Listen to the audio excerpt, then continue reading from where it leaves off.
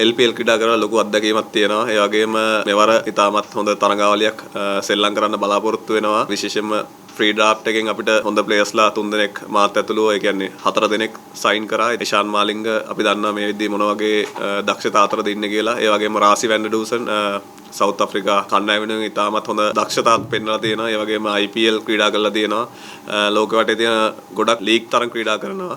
ඒ වගේම තමයි ලිටන් දාස් ඉතින් එයත් ඒ වගේමයි බංග්ලාදේශ කණ්ඩායමේ නායකත්වයේ දරලා තියෙනවා. මම හිතන ටෙස්ට් කණ්ඩායමේ නායකත්වයේ දරනවා. ඉතින් ගොඩාක් හොඳ එක්ස්පීරියන්ස් එකක් අපිට මේ පාර හම්බෙලා තියෙනවා. ඉතින් මම හිතනවා මේව තරඟාවලිය කණ්ඩායමක් විදිහට තාමත් හොඳින් ක්‍රීඩා කරන්න පුළුවන් වෙයි කියලා. ඔව් අපිට ඇත්තටම ඉන්ටරැක්ට් වෙන්න බැරුව ගියා ෆෑන්ස්ලා එක්ක. මම හිතනවා මේ පාර මේ කණ්ඩායම එක්ක එකතු වෙලා ඒගොල්ලෝ එක්ක මොකක් හරි අපිට ඉන්ටරැක්ට් වෙන්න මේකක් හදන්න උවමනාවක් තියෙනවා. ඉතින් මේ පාර බලාපොරොත්තු වෙනවා පොඩි කැම්පේන් එකක් වගේ කරන්න. ඉතින් ඔයගොල්ලන්ටත් අපි හම්බෙන්න අවස්ථාවක් හදලා දෙන්න මම ඉල්ලා සිටිනවා ගාල්ලේ ඒ වගේම ශ්‍රී ලංකාවේම ඉන්න ගාලු කණ්ඩායමට සපෝට් කරන ප්‍රේක්ෂකයන්ගෙන්ම අපිට පුළුවන් තරම් සපෝට් එක දෙන්න ධෛර්යමත් කරන්න හොඳ තරඟාවලියක් ක්‍රීඩා කරන්න කියලා